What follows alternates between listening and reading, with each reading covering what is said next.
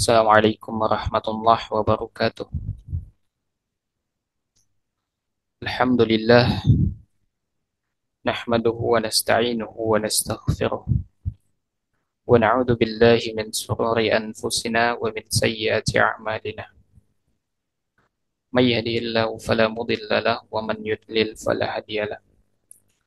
Asyhadu an la ilaha illallah wa la syarika lah wa asyhadu anna Muhammadan 'abduhu wa rasuluh. Allahumma salli wa sallim wa barik ala Muhammadin wa ala alihi wa ashabihi ajma'in amma ba'd.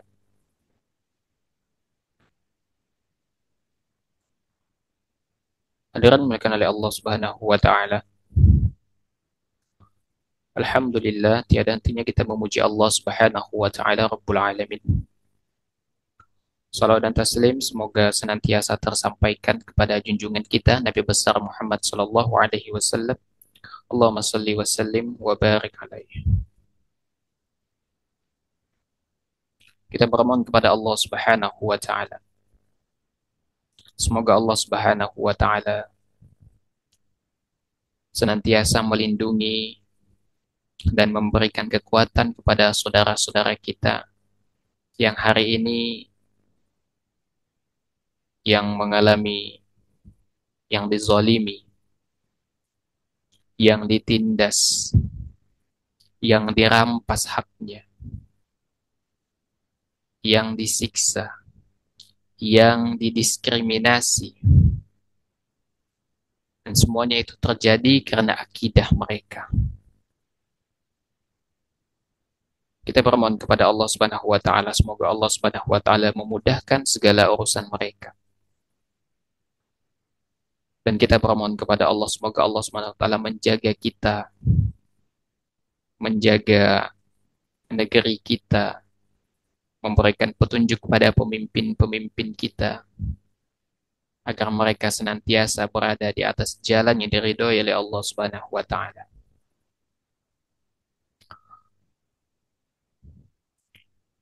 Hadirin dimuliakan oleh Allah Subhanahu wa taala. Insyaallah pada kesempatan ini kita akan kembali melanjutkan bahasan kita dari ensiklopedia larangan dalam syariat. Dan insyaallah pada kesempatan ini kita akan masuk pada bahasan yaitu berkaitan dengan menghajar, ya, menghajar Muslim selama lebih dari 3 hari tanpa alasan yang dibenarkan oleh agama. Ya, menghajar Muslim selama lebih dari 3 hari tanpa alasan yang dibenarkan oleh agama.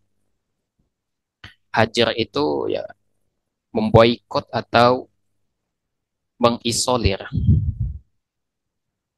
Ya, kalau kita berbicara tentang masalah boikot, emang hajar, ini pernah terjadi di zaman Nabi alaihi salatu wassalam, di mana Bani Hashim dan Bani Muthalib itu diboikot, dihajar oleh orang-orang ya, suku lain. Di dalam Quraisy itu kan ada suku-suku lagi gitu kan, diboikot oleh suku-suku lainnya. Tidak boleh berinteraksi dengan Bani Hashim dan Bani Muthalib. Tidak boleh melakukan jual beli dengan mereka. Tidak boleh menikahkan anak kita dengan Bani Hashim dan Bani Muthalib. Ya, sehingga apa yang terjadi? Terjadi yang namanya ya kekacauan pada Bani Hashim dan Bani Muthalib.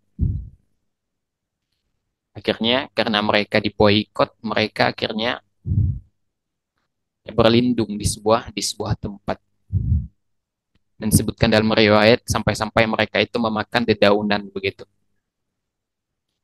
Berangkat dari boikot yang dilakukan oleh orang Quraisy terhadap mereka. Makanya kalau boikot itu dalam lingkup yang lebih luas, dia itu akan berkaitan dengan interaksi sosial. Ya. Tapi kalau boikot antara personal dan personal itu lingkupnya lebih lebih kecil. Tapi hendaknya kita menghindari lah yang namanya hajar ini ya, mulai dari lingkup yang lebih kecil. Karena perselisihan itu biasanya mulai dari yang kecil dulu. Ya, kan sering tuh terjadi ya, misalnya ada dua orang ya saling memboikot. Awalnya ini masalah pribadi gitu kan. Dan kebetulan ya qadarullah mereka ini beda suku. Akhirnya apa? Ujung-ujungnya bawa suku masing-masing. Kan berawal dari masalah pribadi dua orang tuh. Akhirnya melibatkan suku gitu. Karena merasa sesuku, sepenanggungan, akhirnya ya berhadapan dua suku itu. Ya. Padahal awalnya itu berasal dari konflik kecil personal dan personal. Ya, makanya hajar atau boykot ini kita minimalkan agar tidak terjadi, kita mulai dari antara personal dan personal. Ya, maka jangan pernah kita bermain api. Karena kalau terjadi boykot, ini bisa melibatkan ya, dan dampaknya ini berantai. Mulai dari dua orang tuh, akhirnya berantai, melibatkan keluarga. Kebetulan sukunya beda, melibatkan suku. Kebetulan beda desa, melibatkan antar desa. Maka penting bagi kita untuk ya meminimalkan seminimal mungkin agar tidak terjadi boykot gitu di antara di tengah-tengah kaum muslimin. Ya. Dan yang paling terlihat itu hadirin, boykot itu sering terjadi, misalnya bisa kita temukan mudah gitu kan. Pada saat misalnya pemilu, pada saat pilkada, beda pilihan, saling memboikot, beda pilihan, saling menghujat, beda pilihan, saling menyakiti. Ya. Di media sosial, di kehidupan nyata, beda pilihan tuh. Oke lah misalnya.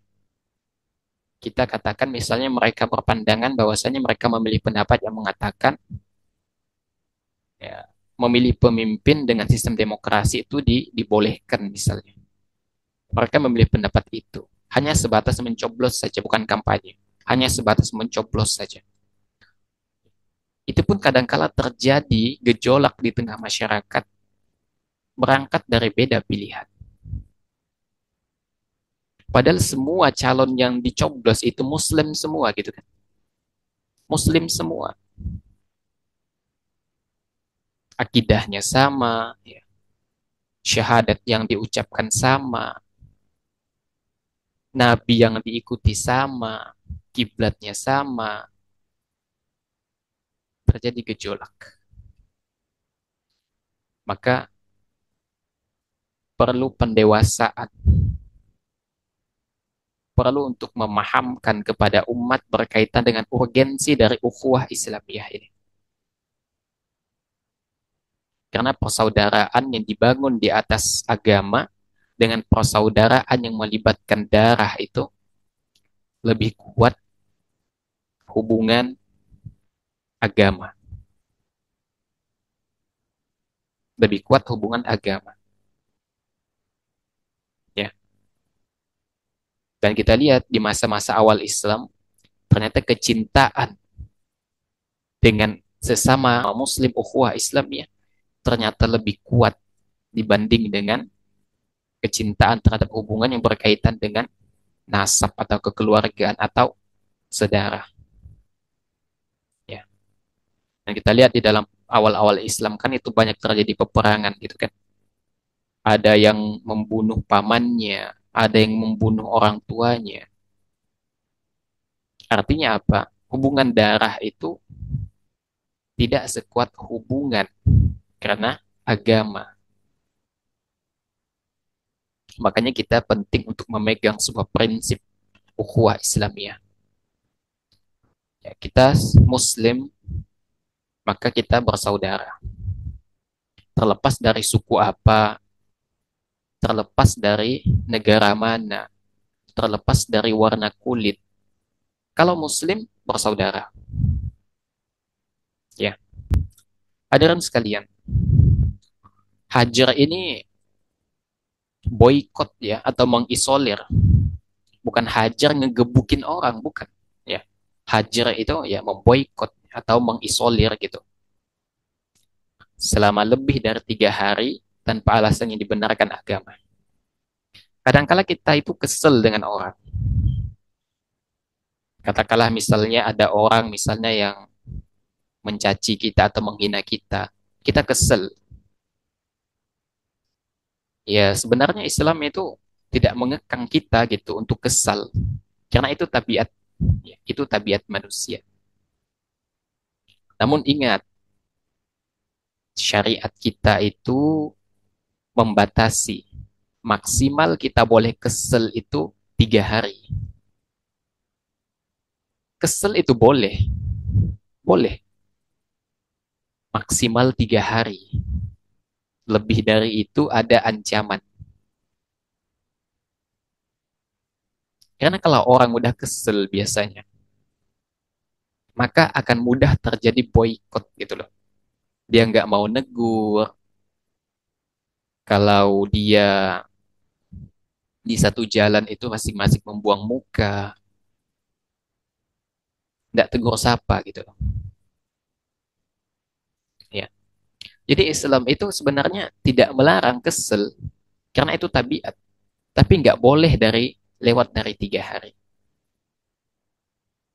Ya, nggak boleh lewat dari 3 hari. Karena yang harus kita harus paham bahwa kita semua ini adalah bersaudara. Ya, Allah Subhanahu Wa Taala mengatakan, "A'udzubillahi minasyaitonir rajim. Innamal mu'minuna ikhwatun faslihu baina akhawaykum." Kata Allah, sesungguhnya kita ini kaum muslimin ini bersaudara gitu loh. Karena itulah kata Allah, berupayalah memperbaiki hubungan antara kedua saudara kalian. Ini Al-Hujurat ayat 10. Jadi kata Allah, ya, kita ini bersaudara. Kalau sampai terjadi gejolak, sampai terjadi perpecahan, sampai terjadi permusuhan, maka berusahalah untuk memperbaiki hubungan itu.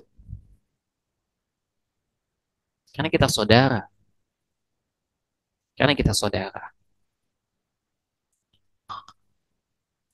Dan ternyata hadirin, yang menjadi pemicu permusuhan di antara manusia ternyata itu siapa kira-kira?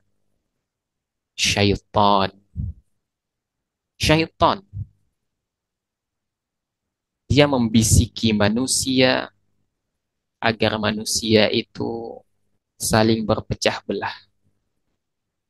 Kalau manusia itu sudah saling berpecah belah, ya, maka akan mudah terjadi kerusakan, terjadi peperangan, terjadi pembunuhan. Dan tak jarang kalau sudah boykot memboikot ini ya terjadi yang namanya mohon maaf ya pelecehan. Ya, tak jarang seperti itu terjadi. Ya, makanya syaitan itu selalu berusaha membisiki manusia agar manusia itu senantiasa berpecah belah.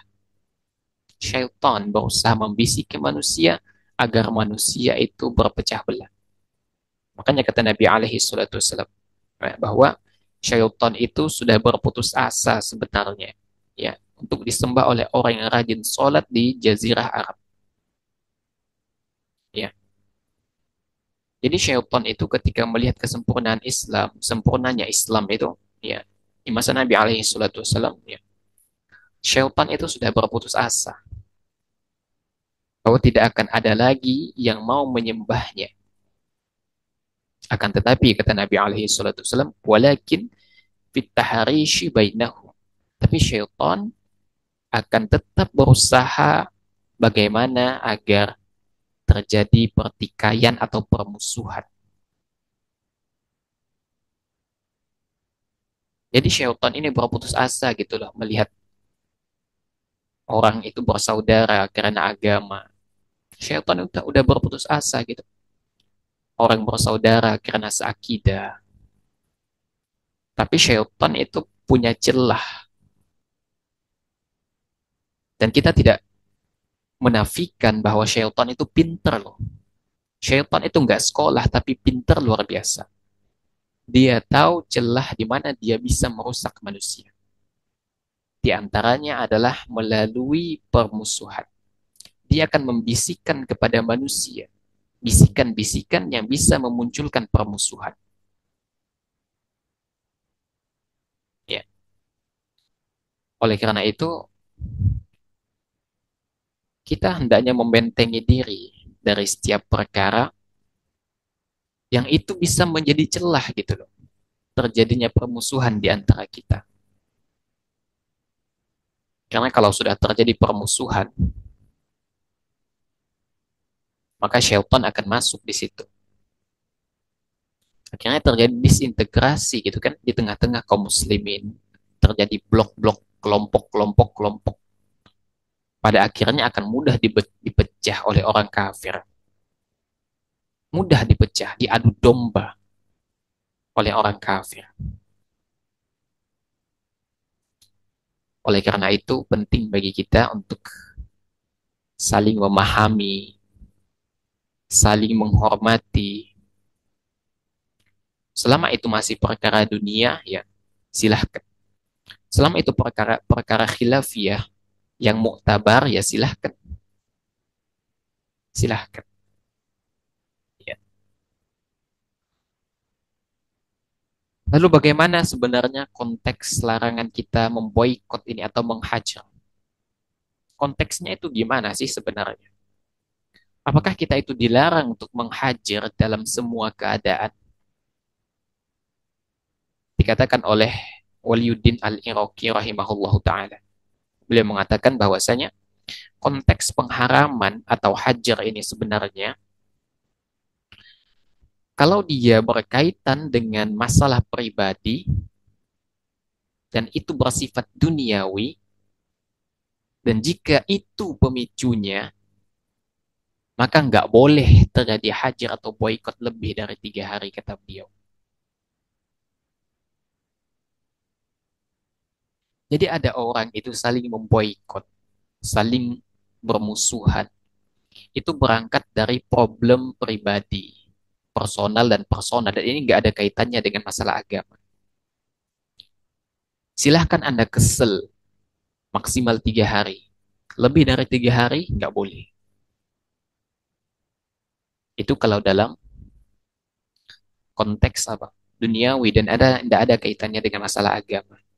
Tapi kata beliau, jika hubungannya itu, ya, jika hajar atau boykot itu berkaitan dengan masalah kemaksiatan, masalah bid'ah, ya, dan sebagainya, maka boykot itu tidak dilarang.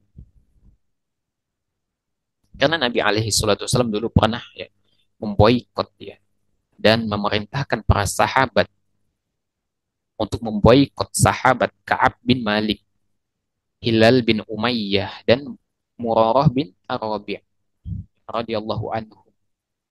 Maka Nabi alaihi salatu wasallam juga ya, bukan hanya para sahabat yang memboikot mereka, bukan hanya Rasulullah SAW, istri-istri mereka pun memboikot mereka.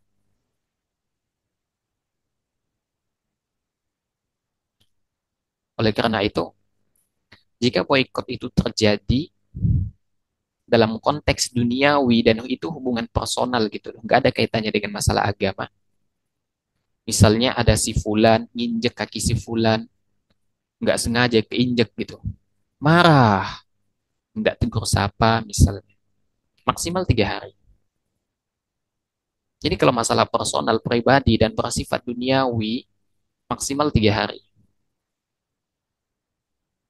Namun jika itu berkaitan dengan masalah agama, misalnya kita memboikot pelaku maksiat, kita memboikot ahli bid'ah misalnya, ya, kita memboikot orang yang melakukan kesyirikan, maka itu dibolehkan lebih dari 3 hari. Sebagaimana Nabi alaihi salatu wasallam yang memboikot 3 sahabat itu, ya, lebih dari 3 hari. Ya, maka kita harus bedakan konteksnya hajar nih. Hajar di sini yang dilarang kita lebih dari 3 hari jika itu konteksnya masalah duniawi dan gak ada sangkut pautnya dengan masalah agama. Kalau masalah beda pilihan, kemudian boikot lebih dari 3 hari, nggak boleh, haram. Ya, kan ini soal rasa, ini soal keinginan. Di sini Syatalahi menukil beberapa dalil, ya, dan beliau memberikan sedikit penjelasannya berkaitan dengan dalil-dalil yang beliau nukil ini.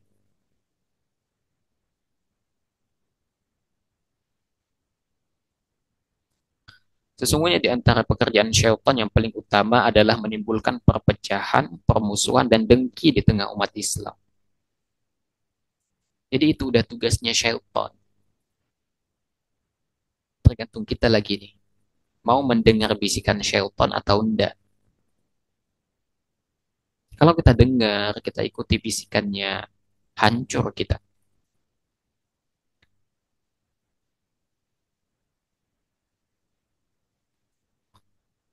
Sarana yang paling efektif yang sering digunakan untuk mewujudkan hal itu adalah dengan menyemangati para sekutunya, baik syaitan dari golongan jin maupun manusia, agar menyebarkan ghibah dan namimah yang merupakan sebab utama terjadinya perpecahan. Dampak berikutnya adalah seorang muslim menjauhi muslim yang lain tanpa sebab yang diizinkan oleh agama. Bisa karena perselisihan tentang materi, desas-desus yang disebarkan salah satu syaitan dari jenis manusia, atau keadaan tertentu yang tidak disenanginya. Putusnya hubungan ini berlanjut hingga waktu yang lama. Ya. Padahal Nabi Shallallahu Alaihi Wasallam bersabda,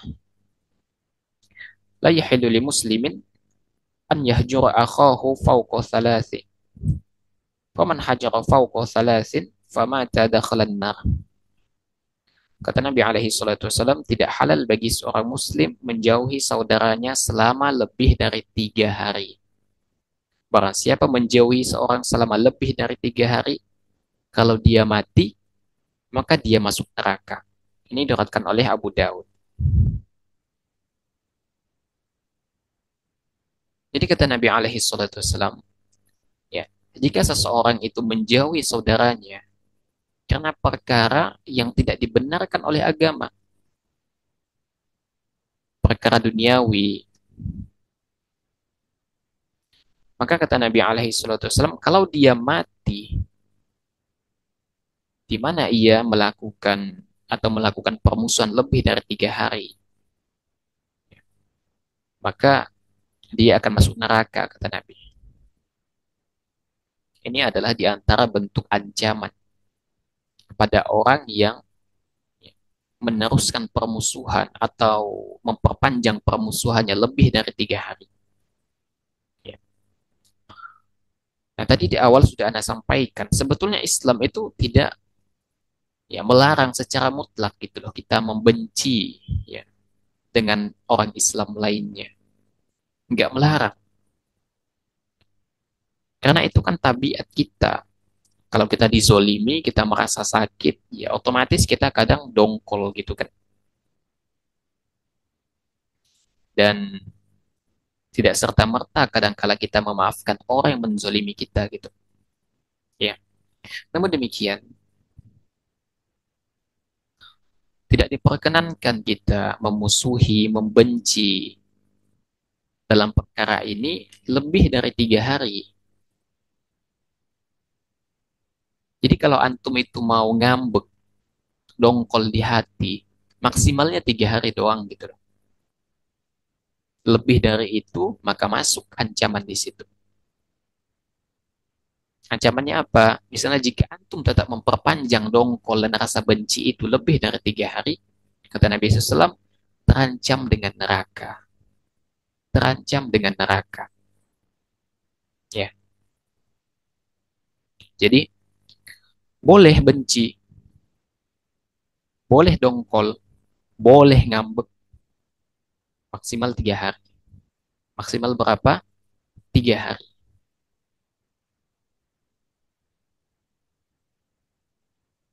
Dan tentunya ya selama masa 3 hari itu tentu kita jaga juga sikap kita.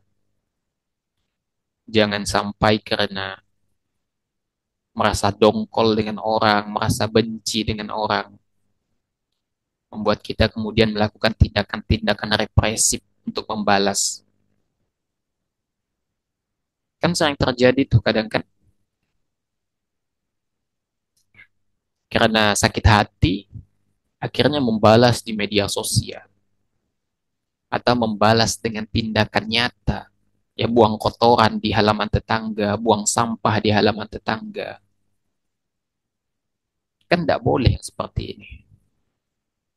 Tidak boleh seperti ini ya.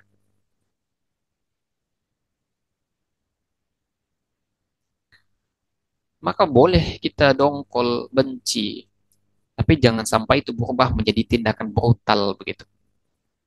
Ya, karena benci itu kan rasa. Benci itu rasa gitu. Hadirin dimulakan oleh Allah Subhanahu wa taala. Dan di antara kerugian bagi orang yang bermusuhan, mereka akan sulit mendapatkan ampunan dari Allah Subhanahu wa taala.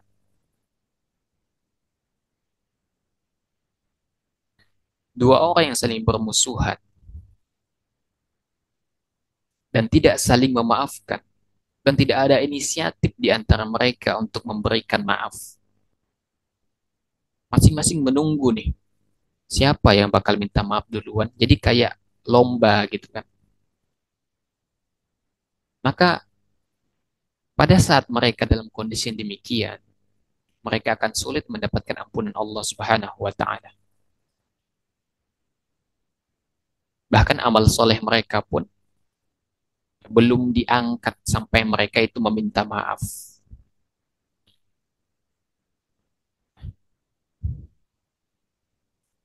Kata Nabi alaihi salatu wassalam apa? Tu'radu a'malun nasi fi kulli jumu'atin marwatain. Ya, semua perbuatan amal manusia itu diserahkan atau diangkat ya dua kali dalam satu Jumat ya, atau dua kali dalam seminggu. Yaumal itsnaini wa yaumal khamisi. Hari Senin dan hari Kamis. Ya, jadi ternyata amal kita itu setiap minggu itu diangkat kepada Allah Subhanahu wa taala di hari Senin dan di hari Kamis. Ya. Fayughfaru likulli 'abdin mu'minin illa 'abdan bainahu wa baina akhihi syahnahu fayuqalu utruku hadaini hatta yafi'a. Semua mukmin diampuni dosanya kecuali seorang hamba yang sedang bermusuhan dengan saudaranya. Ada yang mengatakan, ya, tinggalkan kedua orang ini hingga mereka kembali. Ya, ini diriwayatkan oleh Muslim. Jadi kata Nabi alaihi salatu wasallam, amal manusia itu diangkat kepada Allah Subhanahu wa taala, diampuni oleh Allah Subhanahu wa taala dua kali di dalam seminggu, hari Senin dan hari Kamis. Namun berbeda halnya dengan dua orang yang saling bermusuhan. Amal mereka tidak akan diangkat tertahan, tidak akan diangkat dan mereka tidak akan memperoleh ampunan Allah Subhanahu wa taala sampai perselisihan mereka itu selesai. Sampai mereka meminta maaf. Atau minimal salah satunya inisiatif untuk meminta maaf. Maka hati-hati. Jika permusuhan itu diperpanjang, maka itu akan sangat berbahaya sekali. Ya. Oleh karena itu, jika ada dua orang yang saling bermusuhan hadirin, yang terbaik bagi mereka adalah yang meminta maaf duluan. Tidak peduli siapa yang salah, siapa yang benar. Yang inisiatif meminta maaf duluan itu yang terbaik.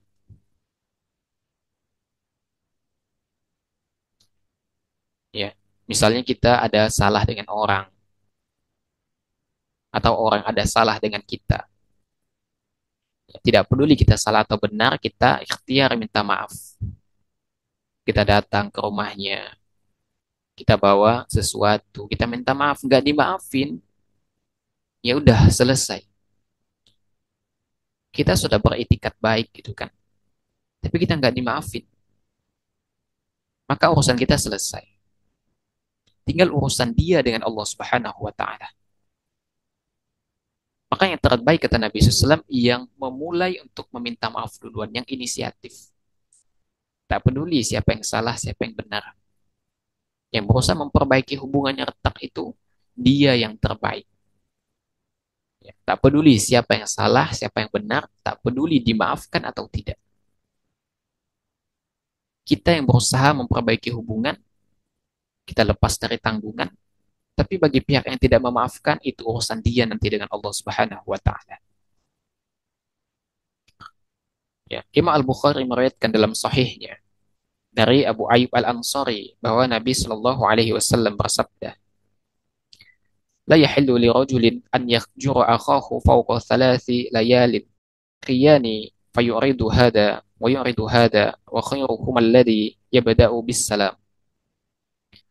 Tidak halal bagi seseorang itu menjauhi saudaranya lebih dari 3 malam. Mereka bertemu,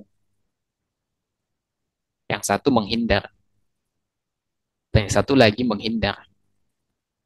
Yang paling baik di antara keduanya adalah yang memulai salam. Ya, jadi kata Nabi alaihi salatu wasallam, tidak halal kita memboikot, memusuhi orang itu lebih dari 3 hari. Tidak boleh. Kalau bertemu, kata Nabi SAW, yang satu buang muka, yang satu buang muka. Dan yang terbaik, kata Nabi SAW, di antara mereka, yang lebih dahulu memulai salam.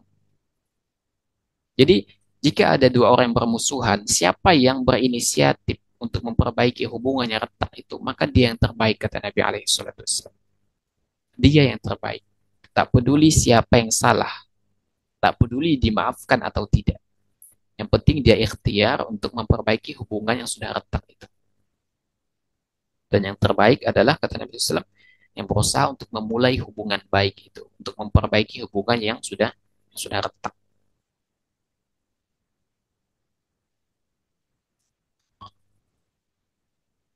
Beliau juga menuliskan bahwa kita boleh yang menjauhi seseorang, atau kita memboikot orang lebih dari 3 hari, selama itu diperkenankan oleh agama. Selama itu diperkenankan oleh agama. Jadi, kadangkala itu ada dakwah metodenya itu adalah dengan perbuatan. Ya, dengan perbuatan. Karena kata Nabi alaihi salatu wasallam itu, kalau kita melihat kemungkaran itu, pertama kita eh, tahan menggunakan tangan kita. Kalau kita nggak mampu dengan lisan kita, kalau kita tidak mampu dengan pengingkaran, dan itu selemah-lemahnya iman, kata Nabi. Oleh karena itu kadangkala boikot itu dibenarkan, tapi pada hal-hal yang dibolehkan oleh agama. Kalau boikot itu dinilai akan bekerja membuat si pelaku maksiat itu sadar misalnya, maka boikot ini hukumnya wajib kalau seperti itu. Jika memang boikot itu akan bisa menyadarkan si pelaku maksiat. Lebih dari 3 hari nggak apa-apa, sebagaimana yang dilakukan oleh Nabi alaihi salatu wasallam pada 3 sahabat itu. Ya, karena boikot ini bisa menjadi salah satu metode amar ma'ruf nahi mungkar, bisa. Tapi misalnya, jika boikot itu cenderung akan mendatangkan mafsadat misalnya, itu yang ngediemin orang dengan tujuan untuk agar dia kembali ke jalan yang benar, malah makin jadi-jadi, makin keras kepala. Ya udah berarti boykot itu nggak bekerja, justru akan mendatangkan mafsadat. Ya, maka pada saatnya demikian tidak dianjurkan kita untuk memboikot pelaku maksiat. Oleh karena itu, jika boykot itu dinilai efektif, maka diboykot pelaku maksiat itu. Tapi kalau sebaliknya justru mendatangkan mafsadat, maka cari cara lain untuk mendakwahinya. Bisa dengan bilisan, dengan lisan, bisa dengan akhlak yang mulia, ya. Selama itu bisa mendatangkan kebaikan bagi pelaku maksiat itu. Ya. Oleh karena itu hadirin sekalian,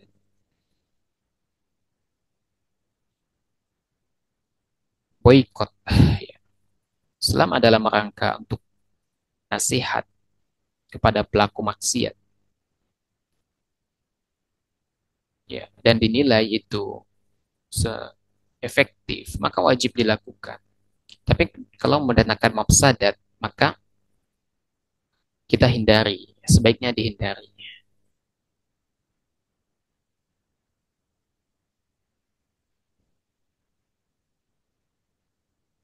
Ya. Nah, peristiwa di boykotnya tiga sahabat Nabi ini, karena mereka tidak ikut perang Tabuk, ini yang menjadi dalil bolehnya kita memboikot pelaku maksiat sebetulnya. Pelaku maksiat, memboikot ahli bid'ah misalnya. Makanya Al-Imam At-Tabari mengatakan apa? Kisah Ka'ab bin Malik ini merupakan dalil pokok di dalam masalah hajar pelaku maksiat. Ya.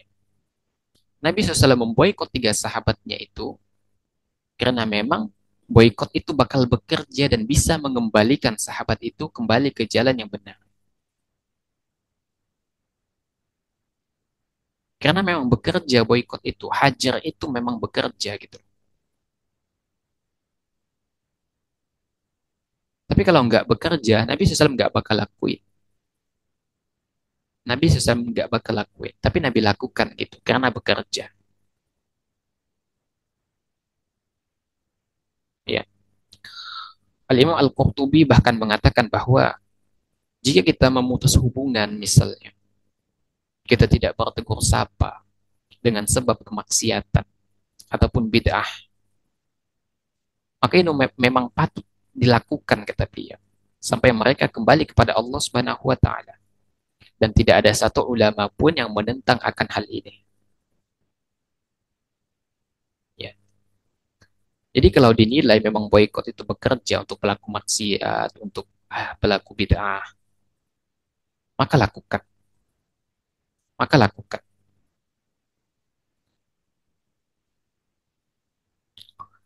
Ya.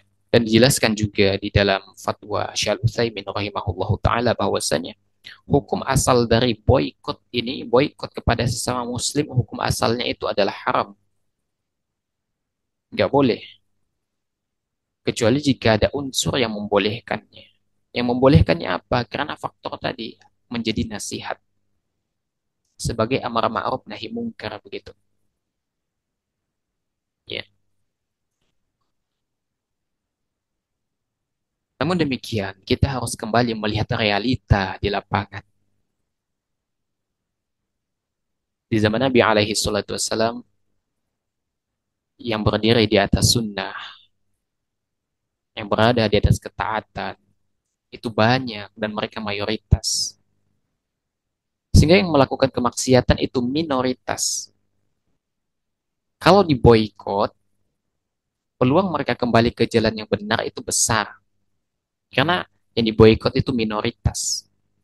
Tapi kita harus lihat, di zaman sekarang realitanya seperti apa. Yang berada di atas keburukan, yang berada di atas kemaksiatan, yang berada di atas kesyirikan, yang berada di atas kebid'ahan itu mayoritas. Mayoritas. Kebanyakan. Dan para ulama sepakat bahwa amar ma'ruf nahi mungkar itu mesti dibangun di atas maslahat. Jangan sampai justru mendatangkan mafsadat. Ya. Jika memang amar ma'ruf nahi mungkar, boykot yang kita lakukan itu mendatangkan maslahat, maka mesti dilakukan. Tapi kalau mendatangkan mafsadat atau keburukan, maka kita hindari. Kita cari metode yang lain begitu.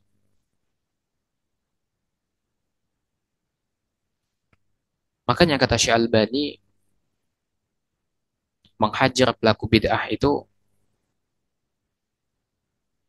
tidak layak untuk diterapkan di zaman sekarang.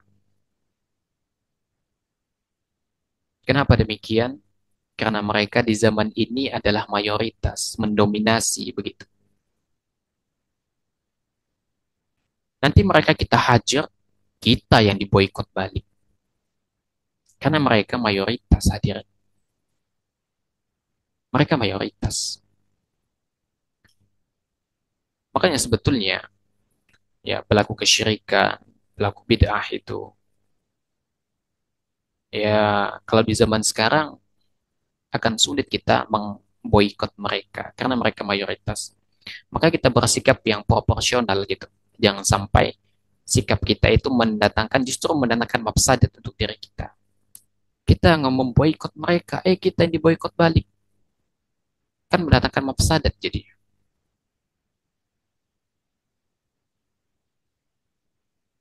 Maka kita bersikap yang proporsional saja.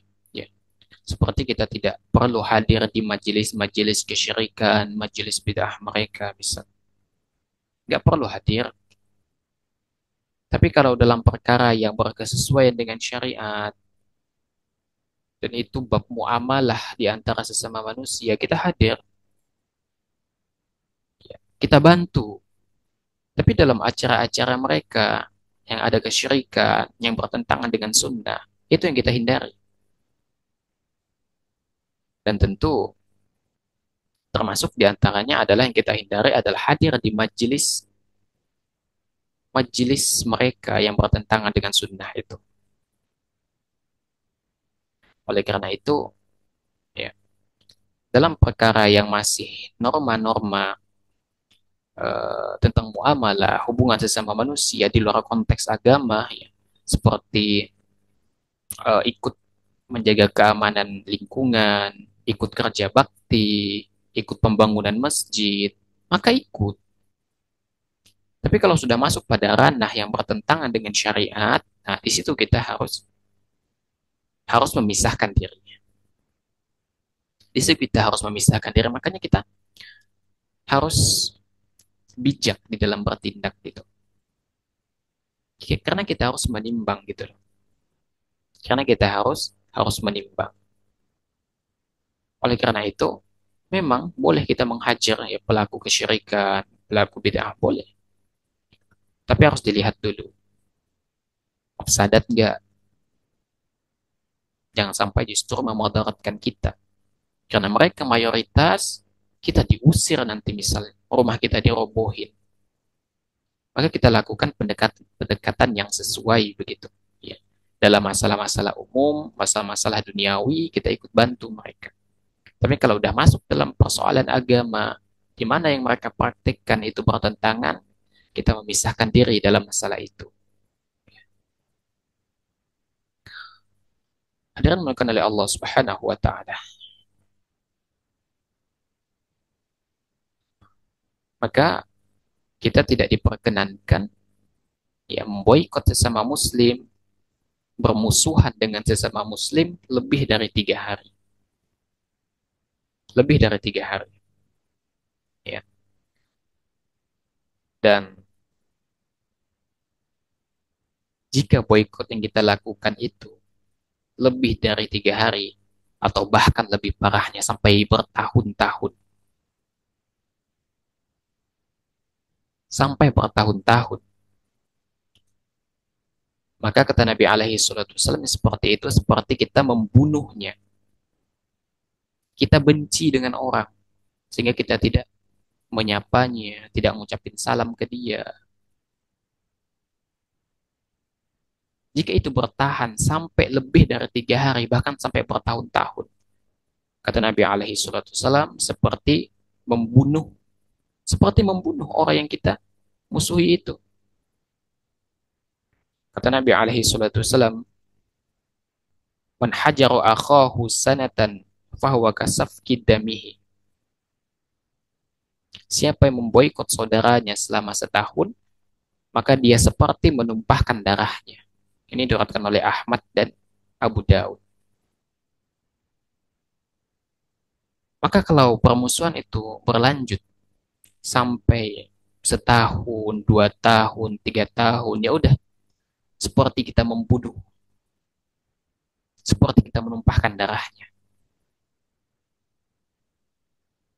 Oleh karena itu penting bagi kita, ya, jika terjadi perselisihan, permusuhan di antara kita, pertama, ya, jika itu dalam masalah keduniaan, maksimal 3 hari, maksimal 3 hari, ya, dan jadilah orang, ya, dan jadilah manusia terbaik yang berusaha pertama kali membangun hubungan baik kembali.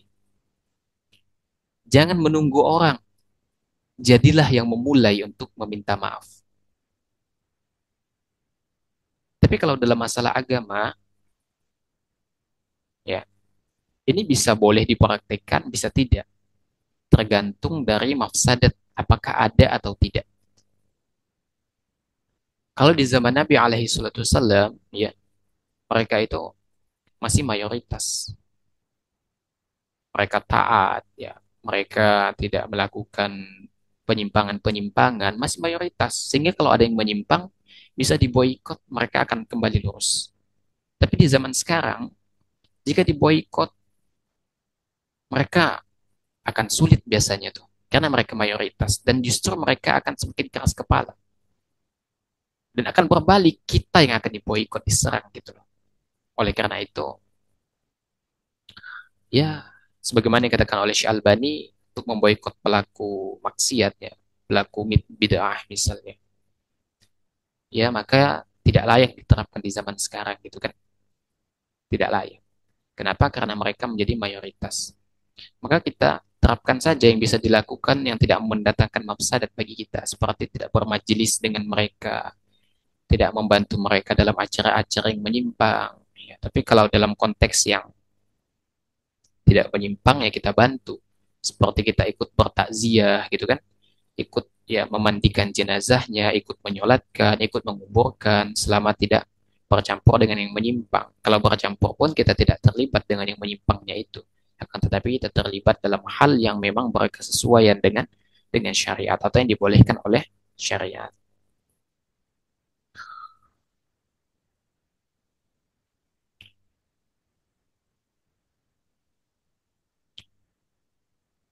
Terakhir, hadirin makan oleh Allah Subhanahu wa taala, ya. Termasuk diantaranya adalah kita tidak hadir di dalam acara-acara mereka yang sifatnya menyimpang, tidak dicontohkan dan tidak diajarkan oleh Nabi alaihi salatu wassalam. Dan hendaknya orangnya seperti ini kita nggak usah hadir di majelis mereka. Kita tidak usah hadir di majelis-majelis mereka, kita tidak usah hadir di acara-acara ceramah mereka. Cukup kita membantu mereka di dalam hal yang berbau duniawi saja. Ya. Cukup kita membantu mereka dalam hal yang duniawi saja. Kemarin itu Ana agak sedikit miris, ya, karena sampai sebuah klip kepada kami, ada seseorang yang menjual pasir, pasir tarim. Ya. Mereka itu di klip itu ada seseorang yang memasukkan pasir tarim ke dalam botol. Kemudian dia mengatakan bahwasanya kalau pasir ini bisa menghilangkan bala, pasir ini bisa mendatangkan ini, pasir ini bisa mendatangkan ini. Ini fatal sekali. Ini fatal. Kenapa demikian? Ternyata yang mendangkalkan akidah umat Islam itu bisa datang dari dalam Islam itu sendiri. Bisa datang dari oknum-oknum yang ada di dalam Islam itu sendiri. jualan pasir. Ini kan nanti bakal jadi jimat gitu loh. Dan ini bisa menjadi pintu ke kesyirikan. Bisa menjerumuskan pada syirik akbar yang seperti ini. Oleh karena itu kita hati-hati dengan pelaku maksiat, dengan pelaku kesyirikan, hati-hati. Dan yang kita lihat nih di toko oren itu ternyata banyak yang dijual pasir tarim tuh. Dijadiin jimat gitu loh. Kan ini orang jualan agama nih. Dia menjual agama untuk keuntungan pribadinya. Agama dijadikan omset pemasukan. La haula wala quwata illa billah. Silahkan cek itu di toko oren tuh. Lumayan harganya dalam botol minuman minuman mineral tuh, dalam botol mineral. Harganya lumayan. Maka bersyukur kita, ya, Mekah dan Madinah dijaga oleh orang yang tepat, di mana ya yang menjaga Mekah dan Madinah sekarang adalah yang anti dengan kesyirikan, yang anti dengan kebid'ahan. Coba antum bayangkan jika orang-orang yang seperti itu yang menjaga Mekah dan Madinah, yakinlah ya, pasir di makam Nabi SAW bakal habis dijadiin jimat semua tuh. Habis sudah. Maka wajar ya, jika mereka itu mengagung-agungkan tarim, wajar jika mereka mengagung-agungkan orang yang ada di sana. Ternyata tujuannya adalah untuk menjual agama. Urusan perut lagi. Ya, maka ini kita miris ya. Pendangkalan akidah ternyata datang dari oknum-oknum yang ada di dalam Islam itu sendiri. Jual pasir lah untuk agar tidak terjadi bala, untuk menghindari musibah, mendatangkan keberuntungan dan lain-lain.